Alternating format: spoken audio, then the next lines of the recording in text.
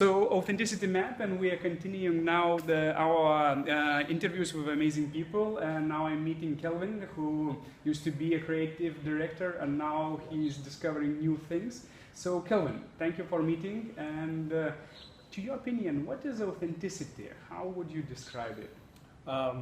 So in my work, in my line, I do a lot of work in the past for brands, and all brands want to portray themselves to be authentic, to be real. And it becomes a quite overused word from a branding perspective. They go, oh, I'm authentic. What they do is, for show, they are authentic. But whether they are real, real authentic is another question. And when I stepped out and to do and look at new ideas and to work with the family and bring them into it, the family themselves then becomes a brand. So my son is a brand, I'm a brand. So if I say I'm authentic, what does that mean? Is it pure just this, or is it defined by actions? And actually the brand is the sum of its actions over a long period of time. So people might believe you sort of, but most people have their bullshit detectors on when you say, I'm trustworthy, I'm honest. People need to see the actions. When you actually return $20,000 that you found on the street and you return it, people go, that guy's honest. So we have to then not just say, but back it up with actions. And from your actions, as I heard yesterday your story, it's very amazing, like what are you doing and what you're trying to create. Could you tell, like, shortly, what is it, what this year is for you and what your discoveries are? So last year was my son and I writing a book, and the book is called The Big Red Dot, and he learned how to choose the paper stock, how to illustrate, he illustrated the book, how to work together with timelines, and then how to then sell it in a weekend market. So he had to learn how to cold sell, approach someone and say, excuse me.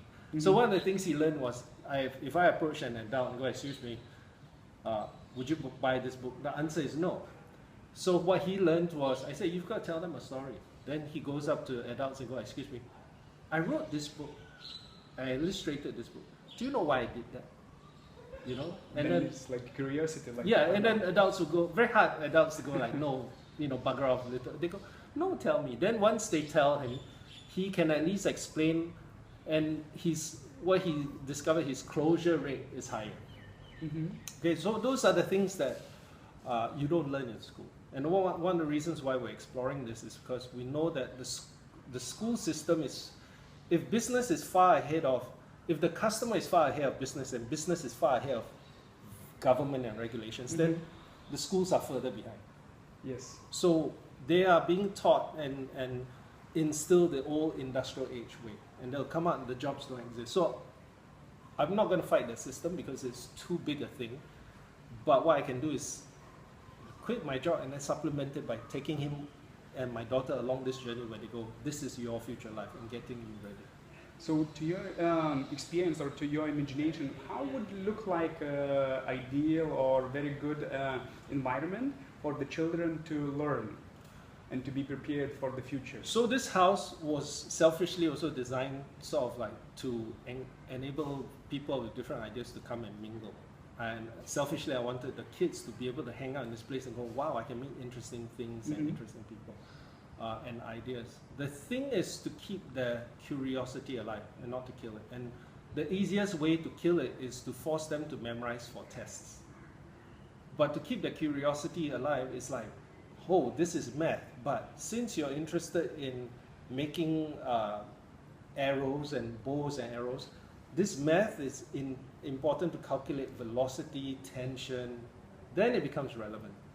So through cultivating their interest and many things, they can learn subjects. But the old way was take away that relevance, just memorize this. So the new way is, here's all these things you like to do, and while it seems like it's play, it's actually you're learning through play. Okay. So that would be my thing. Okay. So thank you, Kevin, for sharing. And this is very good idea, finding what you love and then combining it with the learning. So this is very good. Because right now it's all separate. Yeah. you know. And then you grow up learning this, and then when you graduate, you go, but I love doing this. Yeah. And you spend the next 20 years trying to work out how to get here.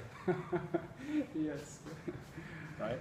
So that I think that's So thank you very much Okay. for this. Thank you.